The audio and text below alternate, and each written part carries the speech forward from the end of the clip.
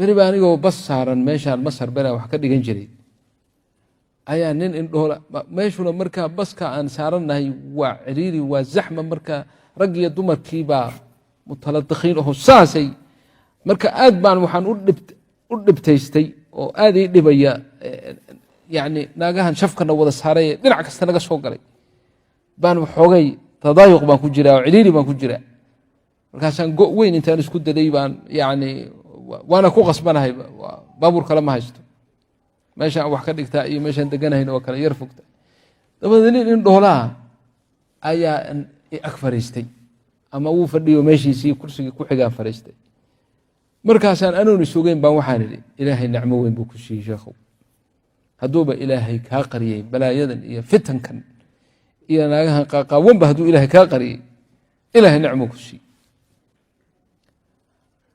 ilaa anigu dhinacaa kama fiirsanine ninkii waa xanaaqay aad buu arrintaas uga carooday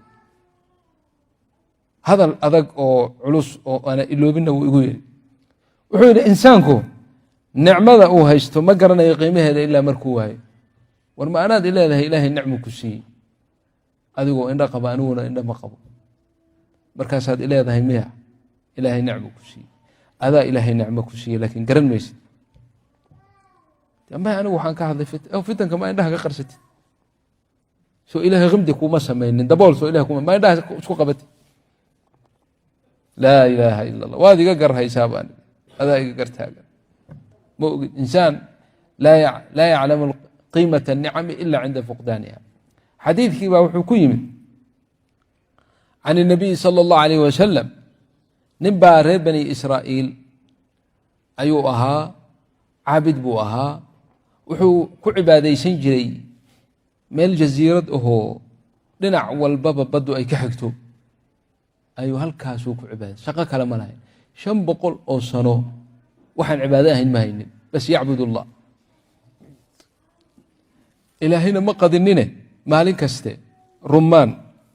rumaanka sanadkii mar baa la sugaa maalin kasta xabad rumaana ilaahay u soo saara il biyo macaanna ilaahay meesha ooga soo burqiyey biyahaasna waa cabaa rumaantaasna waa cunaa dabada inta kalena cibaado ku jira yacbud allah 500 oo sano shaqo kale ma yeelan ninkii wuxuu yidhi jibriil calayhi الsalaam oo nebiga u sheekaynaya wuxuu yidhi markii ninkaasi wafaadkiisii iyo dhimashadiisii uu soo dhowaatay ilaahay wuxuu ka baryey in nafta laga qaado oo ay ruuxdiisu baxdo isagoo saajidoo sujuudsan ilaahayna waa ka aqbalay ila alaan ninkii waa saajid buu yidhi wanaxnu nahbitu ila alardi waan aragnaa isagoo sidiisii u sujuudsan soo nin aad u fiican maaha yowma alqiyaama wuxuu yidhi fii cilmi illaahi weli ma imaanin xisaabtii ma imaanin walaakin ilaahay subxaanahu wa tacaala mawaaqic fara badan oo yowma alqiyaama dhici doona ayaa ilaahay sidii iyagoo dhacay oo kale nooga sheekeeya idaa waqacat ilwaaqica weli ma dhicin walaakin lixaqiiqati wuquuciha kaannaha waqacat dabadeed ninkii yowma alqiyaama bayna yaday illaahi baa la hor keenay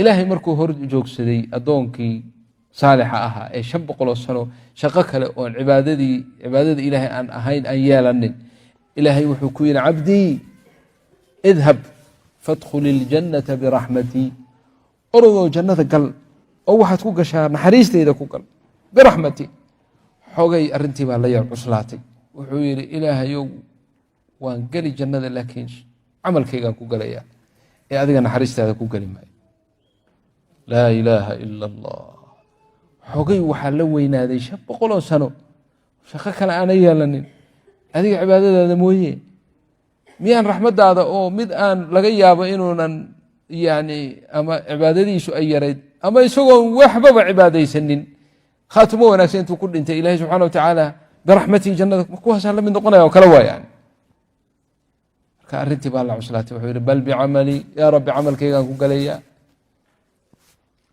haddaba wuxuu isu bandhigay ninkaasi markii horena raxmad bay ahayd iyo naxariis haddana wuxuu isu bandhigay cadliga ilaahay ilaahayna waa cadl waana raxiim waana caadil rabbigan jala jalaaluhu ilahay waxaan ka baryaynaa inuu nagula mucaamaloodo raxmaddiisa walaysa bicadli illaahi, lanna cadli ilaahay hadduu kugula dhaqmo ma badbaadaysid sida ninkanba uu u badbaadi wuu badbaaday markii dambe biraxmat illaahi, laakiin camalkiisii waa badbaadin waaye, liannu cadliga ilaahay buu isu bardhigay. oo cadliga ilaahay waa maxay? de waxa waye wax alla wixii ilaahay nicmo u hoosiiyey markii hore bilaash bay ahayd, laakiin maadaama isagu camalkiisii uu qiimo u yeelay, de wax alla wixii nicam ahaabaa marka qiimihiisii laga rabaa. ila isagaa yidhaha waa xisaabtamayaan. allah jala jalaala addoonkayga halala xisaabtamo. ayib camalkiisi waa maqbuul sax, miisaanka hala saaro. kafat almiisaan ayaa la saaray camalkiisii 500 ahaa ee wanaagsanaa ee maqbuulka ahaa. ilahay wuxuu yidhi aniga nicamkaygii markii hore majaanan bilaashka ahaa, hadda waxbaan ka rabaa oo qiimaheedii baan rabaa. qiimaheediina dee lacag meeshaasi ma taallo, yowma alqiyaama lacag ma taallo. waa acmaal iyo xasanaad. xasanaadkiisa iyo camalkiisa saalix ahaa iyo nicamkayga ha laysu barbar dhigo. waa min cadli illah, ila isagaa dalbay. debe shay kaste yowma alqiyaama miisaan buu leeyahay. nicmat lbasar ayaa la soo qaaday, waxaa la saaray kifadii kale, kii camalkiisii u saarnaba kii kalea la saaray. kifat almiisaan waa la yaqaan soo ma? carabigan ku sheega, af soomali maxaa la yidhaha? af soomaali igu sheega. may miisaanka waa miisaan, laakiin labadiisa maxaa la yidhaha? labadiisa qaybood ya labada kafadood miya? labadiisa waa iska kafatayn yani nafs shay.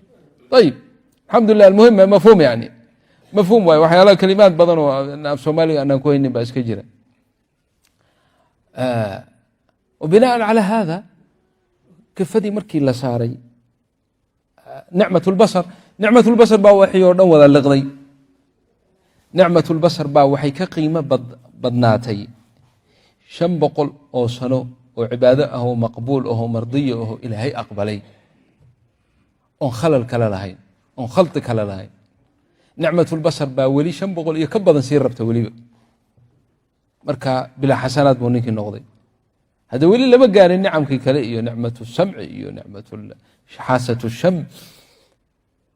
xaasatu shami meeqa waay qiimaheeda? laa ilaaha ila allah. xaasatu lams lama gaarin waxaasoo dhan. nicmatu lbasar baa la wada tagtay. dabadeed ilaahay jala jalaaluhu wuxuu yidhi ninkan wax xasanaad ma u haray maya. xasanaad ninkaan lahayn yowma alqiyaama masiiruhu ila annaar, naarta hala geey marka. ila wax xasanaadu jannada ku gala ma leh, naarta hala geey. laakiin ilaahay naar lama doonin. rabbuna kariim jala jalaaluhu jawaadun raxiim. laakiin waxaa la tusayey, yani wuxuu mutaystay baa la tusayey. khaladkaasaa laga yarsaxayey. naartaa lala dafay ninkii oo malaa'ig waxaa joogta allah naga koriyey, allah naga koriyey. ilaahu noo dhiibin kuwaas aan naxariisanayn. mar alla markii ilaahay uu amro calaa tuul ilaahay bayba ugu dhowaanayaanba qofka intay isku jabiyaan oo nawaasidiisa iyo foodiisa iyo gomadihiisa burburiyaan bay jahanamo ku tuurayaan. kuwa uu leeyidhi ilaahay ninkii abu jahl markuu yidhi falyadcu naadiya sanadcu zabaniya, waa ilaahay nooma dhiibo kuwaas. malaa'igtii baa daftay ninkii, yaa rabbi yaa rabbi. markaasaa ilahay yidhi soo celiya. hadda may baraday haa soo celiya.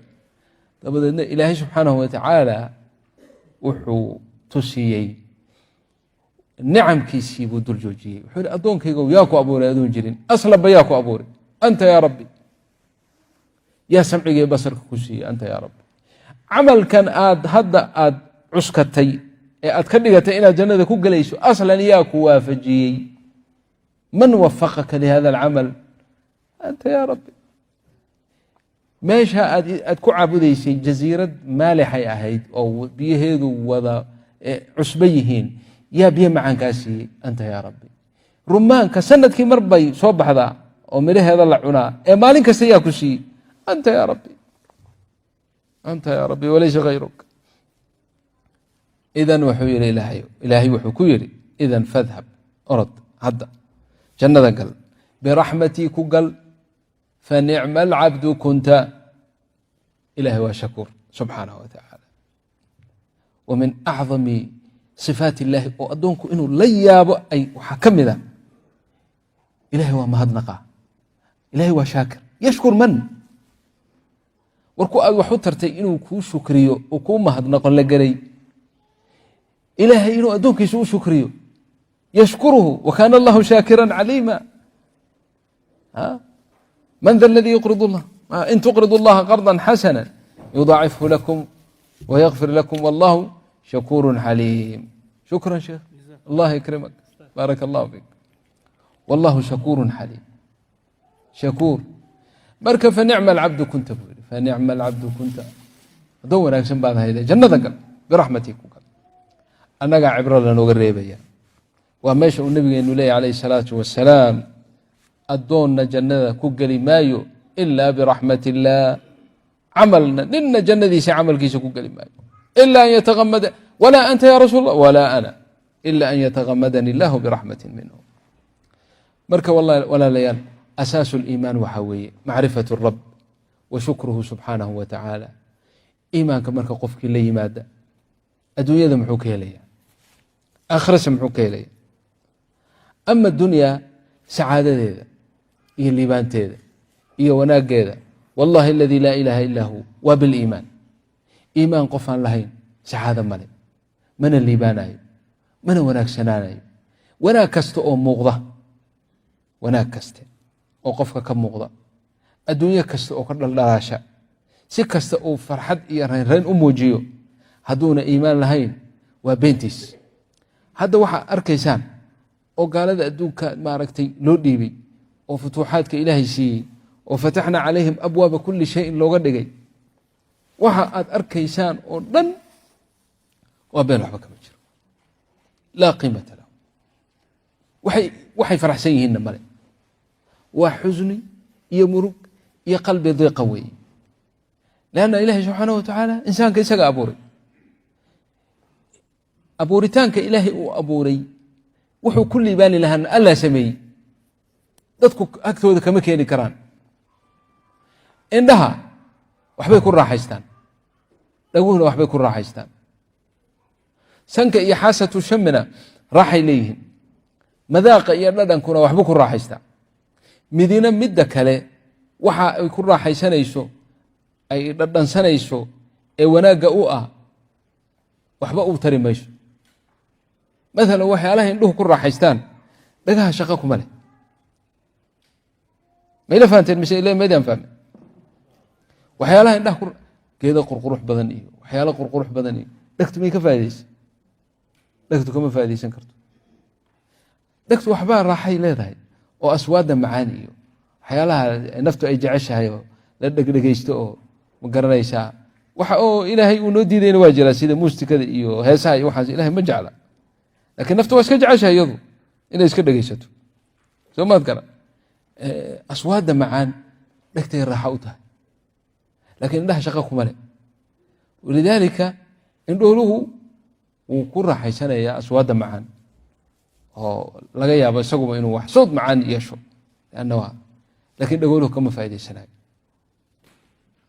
kadalik yani ninka dhagoolaha ah waxyaalaha qurquruxda badan indhihiisa uu ku arkaya, waana quruxsanaya, waana ku farxaya, laakiin indhoolihii waxba u tari mayso. almaqsuud kulla xaasa oo xawaastaada ka mid ah waxaa ilaahay u sameeyey wax ay ku raaxaysato. xaasatu sham, cadarka iyo waxyaalaha udgoon iyo barafuunka iyo malaayiinta kala duwan waxaad ku kala soocayso indhaha ma aha, dhagahana ma aha. waa xaasatu shami wey. haddii ilaahay kaala tagana wax kuu soo celin kara male. dhakhaatiirta adduunka o dhan hadday soo tagaan kuuma soo celin karaan, xaasatu shami hadday kaa tago. marka barafuunka maanta adduunka ugu qaalisan ama cadarka ugu qaalisan haddii lagu siiyo ood cabta ka waran, waa wax wanaagsan ba mise dhadhanba maleba? dhadhankiisu waaba khanaanba aad inta qaruurad yaroo inta la eg baa 5,000 oo riyaal maalmaal dhaweyd mid weydiiyo makaan joogayo meesha qorashi qaruurad yaroo inta la waa imisa 5,000 oo riyaal wuuba ii mariyey. aad buu runtii u udgoona, waa fiicnaa, cadar yaroo udgoon buu ahaa, laakiin waa 5,000 oo riyaal. intaa dhibicdaa yar halka sanka aan ku yar raaxaystay haddaan carabka saara ka warramo, waa wax khalaad oon fiicnayn oon dhandhan lahayn. lanna xaasadii loogu talagalay inay ku raaxaysata maa, taasaa loogu talagalay indhahana ma waa la yaabantii hadda wuxuu ka wadaa wadaadka arrintan uu sheegay arrin weynaan ka soo wadaa waxaan ka soo wada waa maxay insaanka qalbigiisuna raaxu leeyahay sida ilaahay indhaha waxbay ku raaxaystaan dhaguhu waxbaa raaxa u ah sankana waxbaa raaxa u ah iyo xaasatu sham dhadhanka waxbaa ay ku raaxaystaan iyo waxyaalaha macmacaan iyo keega iyo xalwada iyo dhadhanka wey shaqo waxyaala dhagahi iyo indhuhu kama raaysa shaqo kuma leh kulli shay qalbigana ilaahay wuxuu ku raaxaysto u sameeyey oo uu ku liibaano insaankana meesha laga xukumo ee uu sacaadada ka helo iyo reeraynta iyo faraxa waa qalbiga weeyaan